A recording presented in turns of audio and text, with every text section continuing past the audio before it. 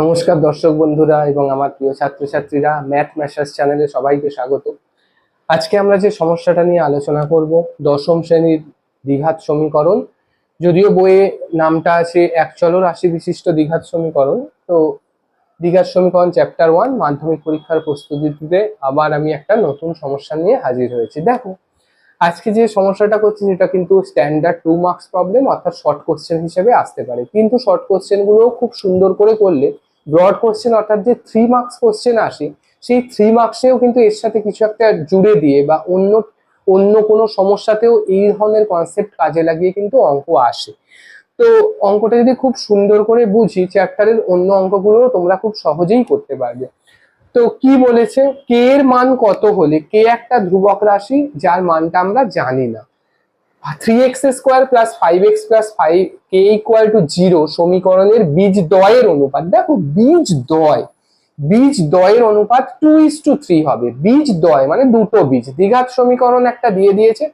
এই দ্বিঘাত সমীকরণে কেন দ্বিঘাত সমীকরণ, বারবার আমি প্রত্যেক এর আগেও যে ভিডিওগুলো আমার দ্বিঘাত সমীকরণের তত্ত্ব নিয়ে আলোচনা করিয়েছি বা দ্বিঘাত সমীকরণের অঙ্কগুলো নিয়ে আলোচনা করেছি, সেখানেও আমি বারবার বলার চেষ্টা করেছি যে এক্স এর মাথায় অর্থাৎ চলরাশির মাথায় 2 আছে, তাই এটা একটি দ্বিঘাত সমীকরণ। তো দ্বিঘাত সমীকরণের দুটো বীজ থাকবে, একঘাত সমীকরণের একটা বীজ থাকবে। তো দ্বিঘাত সমীকরণের বীজ দুটোর অনুপাত 2:3। 2:3 অনুপাত বীজ দুটো, অর্থাৎ একটা বীজ যদি 2 হয়, অনুপাত ব্যাপারটা একটু বুঝে নি। চলো, একটা বীজ 2 হলে অন্য বীজ হচ্ছে 3। একটা বীজ যদি 4 হয়, অন্য বীজটা কত হবে? 9। কারণ দেখো, অন্য বীজটা কত হবে? 6 হবে। 9 নয়, যদি বর্গ হতো তাহলে 3 বর্গ 9, কিন্তু এখানে বলেছে একটা বীজ 4 যদি হয়, অন্য বীজটা দেখো 6 যদি হয়, তাহলেই কিন্তু কাটাকুটি করলে 2:3 থাকে। আবার মনে করো কথার কথা, একটা বীজ 22, তাহলে আরেকটা বীজ কত হবে? 33। কারণ দেখো 11 দিয়ে কাটলে 2:3 আসছে, অর্থাৎ 2:3টা অনুপাত। কিন্তু এটা মাথায় রাখতে হবে, দুটো বীজ কিন্তু একটা 2 একটা 3 এটা কিন্তু কখনোই নয় দর্শক বন্ধুরা। তো দেখো, এখানে দুটো বীজ ধরে নিতে হবে। কি কি ধরি দুটি বীজ?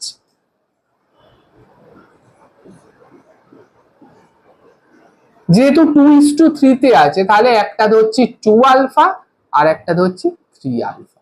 ওকে, এবার দেখো আমরা যেটা পড়েছি যে আদর্শ দ্বিঘাত সমীকরণের সাথে তুলনা করলে ax² + bx + c এইটা হচ্ছে আদর্শ দ্বিঘাত সমীকরণের রূপ।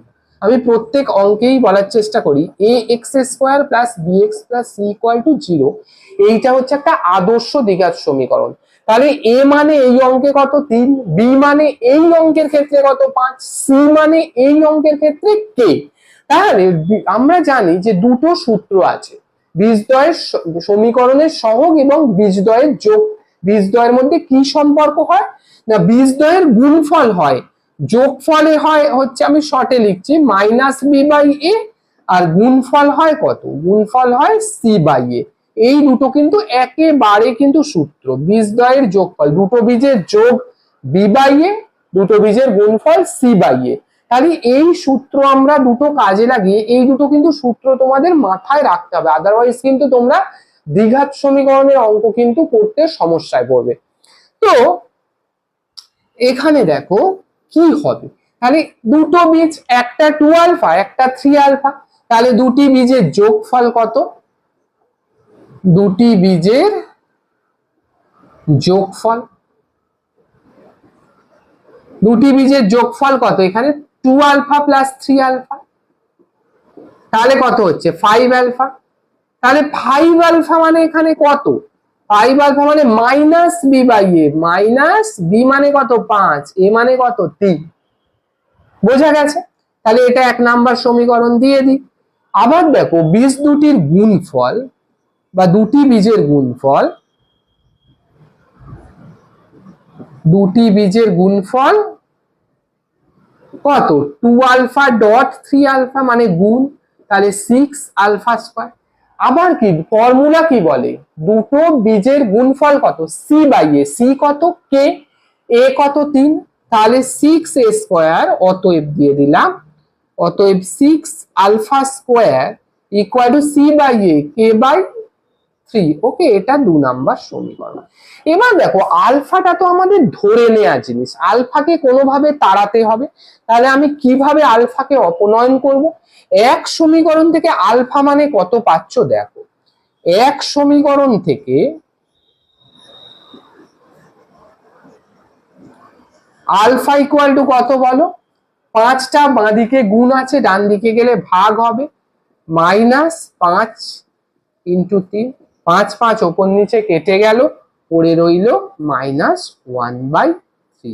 তাহলে আলফার মান আমাদের বেরিয়ে গেল। তাহলে এই আলফার মানটাকে আমরা 2 নাম্বার সমীকরণে বসিয়ে দেব। তোমরা নোট করে নাও যদি এখনো বাকি থাকে, আর না হলে ভিডিওটা পজ করে নোট করে নিও। তো আমি ওপরের দুটো লাইন মুছছি এখানে।